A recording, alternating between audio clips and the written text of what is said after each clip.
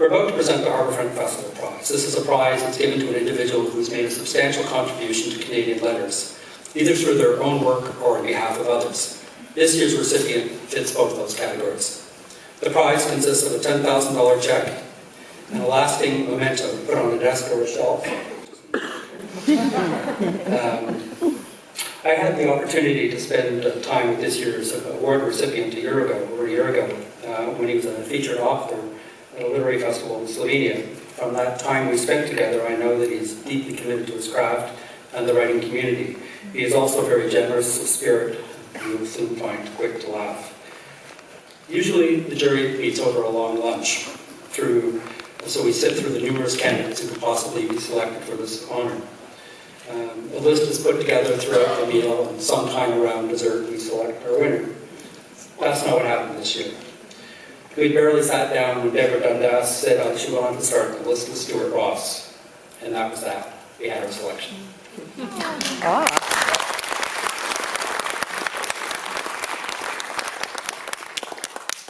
Harbourfront Festival Prize was established in 1984. Past recipients include Dion Brandt, Alice Munro, Michael Ondaatje, Margaret Atwood, Joe Curtis, and last G. Lee Merrill. This year's honoree is the author of 20 books of poetry, fiction, and essays. Stuart is a founding member of the Meet the Presses Collective. He was the 2010 writer in residence at Queen's University.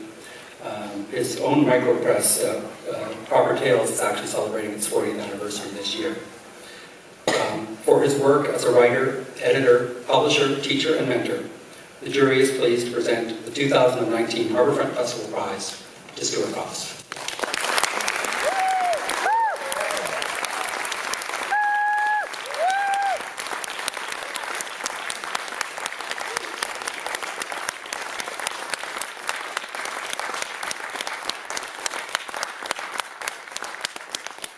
Thank you so much.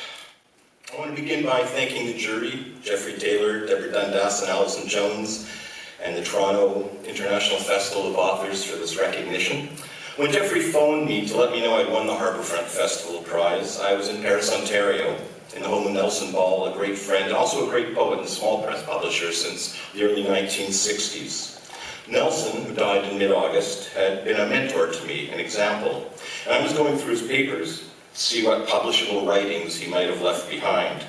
So getting the news while I was there, in Nelson's place, his ashes, sitting in a box in his usual chair across from me, was especially meaningful. Here was this guy who had operated beneath the radar and made remarkable contributions to this country's literature. The list of previous winners of this prize is humbling. And among those names are a couple of writers who actually mentored me when I was a teenager. John Robert Colombo and Victor Coleman, two very different poets. John was a patron at the library where I worked as a page up at Bathurst and Lawrence, and he suggested I become his apprentice, which I did for a couple of years, mostly snipping thousands of quotations out of books with a pair of scissors in exchange for critiques of my poetry. And Victor, he taught a few mind-boggling writing classes through the alternative high school I attended up at Young and Shepherd. He introduced me to the works of some of the wildest underground writers of the 1970s and brought me, for my first time, to the near-mythical Coach House Press. One more brief anecdote. In the fall of 1982, I was standing out on Yonge Street with a sign around my neck saying, "Writer going to hell, buy my books," selling my chapbooks. And a woman stops, asks if I have any fiction for sale. I show her my short novel, Father, the Cowboys Are Ready to Come Down from the Attic.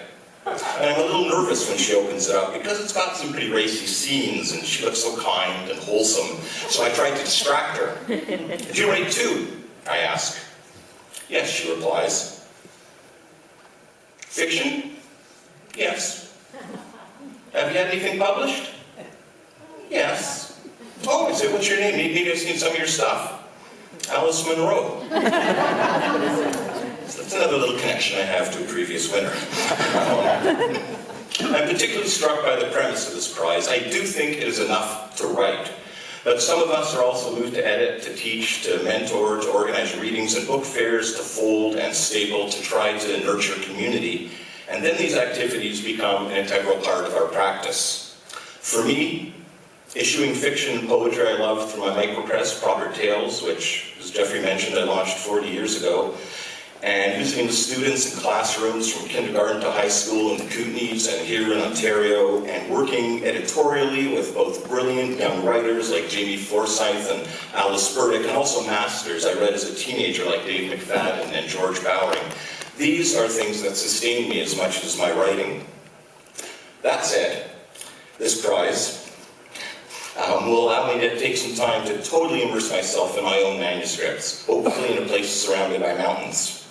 I am deeply grateful for this rare opportunity. Right now, I've got about 11 book projects on the go, so I keep inventing them so I can avoid finishing other ones. But if I do finish a couple of those off, I'm going to feel a lot less guilty. My partner, Lori, she told me that I'm not allowed to joke that I must have gotten this award as the result of an administrative error. So I will not make that joke. Thank you, Lori, for your wise counsel, your steadfast support, and thanks to all my co-conspirators in the literary underground for 4 decades of comradeship, inspiration, debate, and adventure. Last year, the Toronto International Festivals got me to Slovenia, one of the greatest experiences of my literary life, where I met wonderful writers from all over Europe. I gave a reading in a dripping cave, and I was discovered by a young Russian writer who has since translated and published a dozen of my poems. First Slovenia, and now this. It's a profound honor to have my name join the list of the previous winners of the Harbourfront Festival Prize. Thanks very much. Whoa.